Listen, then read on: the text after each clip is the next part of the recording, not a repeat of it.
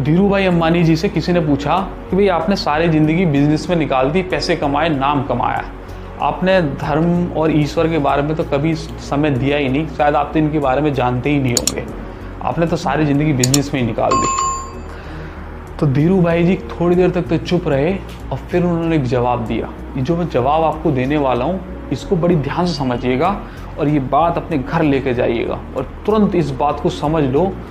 एक बात बहुत ध्यान से समझना। धीरू भाई जी ने कहा कि जो मैं काम करता हूँ, ध्यान समझिएगा, जो मैं काम करता हूँ, जो मेरा कर्म है उसी को मैं अपना धर्म मानता हूँ।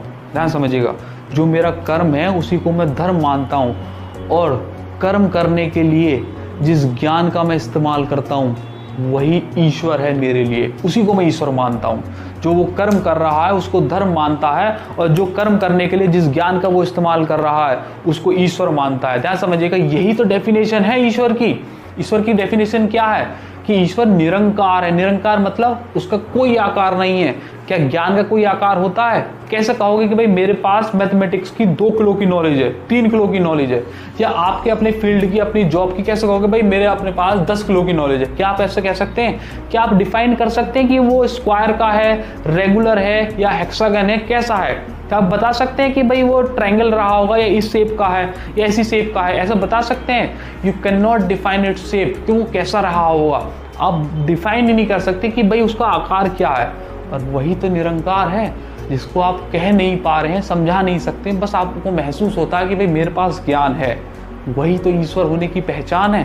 ध्यान से समझिएगा इस बात को। जैसे जैसे आप अपनी फील्ड में आपको बढ़ेंगे, आपको नॉलेज होगी तो ज्ञान बढ़ता चला जाएगा और ज्ञान का बढ़ना ईश्वर से दूरियां कम करना होता है।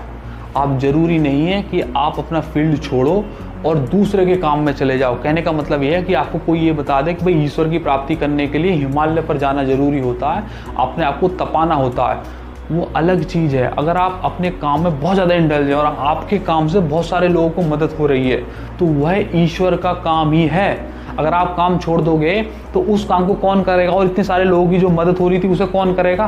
तो इसलिए अपने काम को करते रहना, हर रोज अपने आप के काम को करना, वो आपका धर्म है। और जिस धर्म को करने के लिए जिस नॉलेज का आप इस्तेमाल करते हैं वह ईश्वर है। और जैसे जैसे वो बढ़ रही है वैसे वैसे आपके ईश्वर से की दूरियां भी कम हो रही हैं। और ये बात अगर आप एहसास नहीं करते हैं, इस बात का विश्वास नहीं करते हैं, तो बी माई गेस्ट, आप करिएगा इस काम को, अपनी नॉलेज को बढ़ाओ, आपको ईश्वर के होने का एहसास होगा। आपको ये एहसास होगा कि वो है।